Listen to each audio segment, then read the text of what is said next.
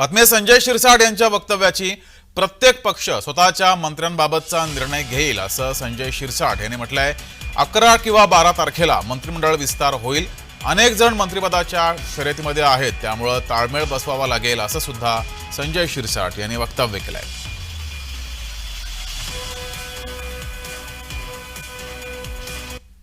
विरोधक कोण काय बोलतं याच्याकडे आम्ही लक्ष देत नाही. आम्हाला काय दिवस लागले, कोणतं खातं कुणाकडे जाणार आहे याची चिंता त्यांना काय लागते. मला वाटतं सर्व आमचं आलबेल असताना यांच्यासारखे हे जे काही डोमकावळे आहेत त्यांना असं विरोधात बोलून नेमकं काय मिळतं मला माहित नाही. परंतु यांनी असंच विरोधात बोलत राहावं. आम्ही आमचं काम करू. खाते वाटप असेल, शपथविधी असेल, देवेंद्र फडणवीस साहेबांनी स्वतः सांगितलंय की 11 ते 12च्या दरम्यान हा शपथविधी होणार आहे आणि त्याच्यानंतर सगळे खाते वाटप सुद्धा होतील.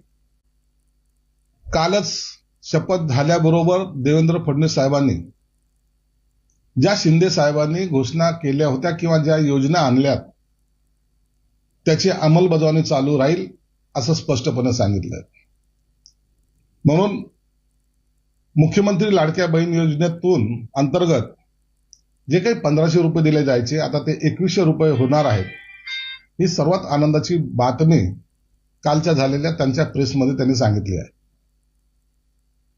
संजय राऊतच्या म्हणण्याला काही कवडीची किंमत नाही किंवा अर्थही नाही. त्यांना असं वाटणं साहजिक आहे. त्यांना या माहितीमध्ये मिठाचा खडा टाकायचा त्यांचा प्रयत्न होता.